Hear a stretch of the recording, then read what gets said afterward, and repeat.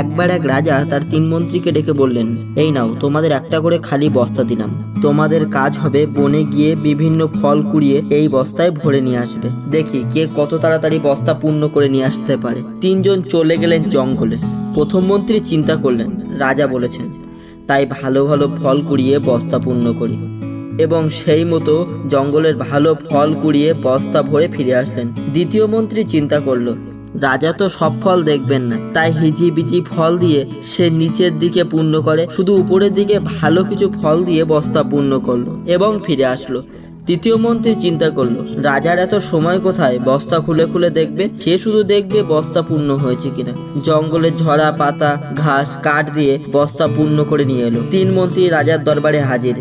রাজা সবার বস্তা পূর্ণ দেখে বেশ খুশি হলেন। তিনি বস্তাগুলো খুলেও দেখলেন না। তৃতীয় মন্ত্রী নিজের বুদ্ধির কথা চিন্তা করলেন, নিজেকে বেশ বুদ্ধিমান মনে করতে লাগলো। রাজা একটু সময় নিয়ে তার সিংহাসনে বসলেন এবং ঘোষণা করলেন, এই 3 মন্ত্রীদের তাদের বস্তা সহ 7 দিনের জন্য কারাগারে পাঠানো হোক এবং প্রত্যেককে 3টি আলাদা আলাদা কক্ষে রাখা হোক। এই 7 দিনে তাদের কোনো প্রকার খাবার দেওয়া হবে না। যেই কথা সেই কাজ। 3 জনকেই কারাগারে পাঠানো হলো। প্রথম মন্ত্রী এই 7 দিনে তার বস্তার ফলগুলো খেয়ে কাটিয়ে দিলেন। দ্বিতীয় মন্ত্রী তার যত ভালো ফল ছিল 2 দিন খেতে পারলো, বাকি দিনগুলো পচা ফল খেয়ে কাটিয়ে দিলেন এবং তিনি অসুস্থ হয়ে পড়লেন। তৃতীয় মন্ত্রীর বস্তায় কোনো ফলই ছিল না, তাই তিনি না খেতে পেয়ে কারাগারেই মারা গেলেন। বন্ধুরা, আমরা যদি ফাঁকি না দিয়ে সঠিকভাবে শিখে পড়ালেখা করে বড় হই, তবে এর ফল আমরা যখন কর্মক্ষেত্রে যাব তখন ভোগ করতে পারবো।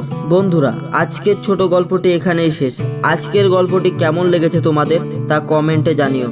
দেখা হচ্ছে পরের কাহিনীতে। ততক্ষণ অবধি সুস্থ থাকো। অসংখ্য ধন্যবাদ ভিডিওটি দেখার জন্য।